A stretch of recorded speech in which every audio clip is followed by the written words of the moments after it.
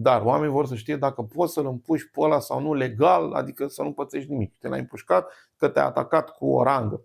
Dacă te atacă cu o rangă, iarăși, nu pot stabili eu un adevăr general, știi? Dom'le, în opinia mea, eu dacă aș fi atacat cu un obiect contundent pe stradă, sunt de părere că da, pot face uz de armă, inclusiv împotriva ăluia, deci eu cred asta. Dacă greșesc, îmi asum. Cine vrea să facă ca mine, și asumă. Da?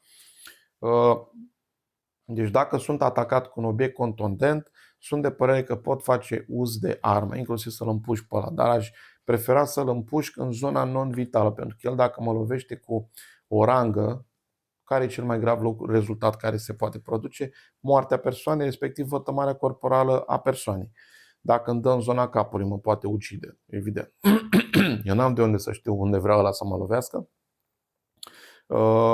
Apreciez gravitatea atacului în funcție de obiectul cu care sunt atacat. Mă atacă acum ilegoalea, gravitatea atacului este mică. Mă atacă cu obiecte contundente, arme albe sau arme de foc, gravitatea atacului este mare. Da, este foarte mare.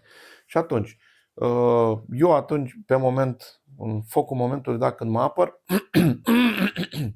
când sunt atacat, fac această analiză. Domnule, mă atacă cu obiect contundent. Bun. Apărarea mea totuși trebuie să fie proporțională cu gravitatea atacului. Asta ce înseamnă că eu, dacă vine cu bâta la mine, nu-i trag un glonț în cap, pentru că el cel mult mă vătăma, că nu stau ca bou să-mi dea în cap, da? Pun mâna, barez, etc. Și eu l-am ucis.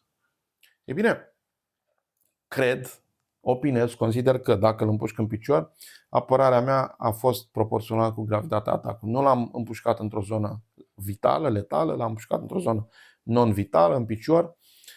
Ce putea el care era rezultatul cel mai grav care se putea produce? Să mă vatăme, da? Să-mi învinețească, să-mi rupă vreun os, nu știu ce. Că dă cu bâta, chiar și dacă bagi mâna, tot îți poate rupe antebrațul, oasele din antebraț. Eu ce am făcut? L-am pușcat în picior. Poate că i-am lovit osul și l-am rupt, poate că nu. Glonțul aici pe partea cealaltă. Deci i-am vătămat țesutul muscular.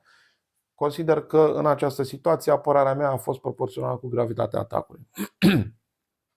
Gravitatea atacului său, gravitatea apărării mele este pe aceeași lungime de undă cu gravitatea atacului său. Vătămare corporală, vătămare corporală. Bun.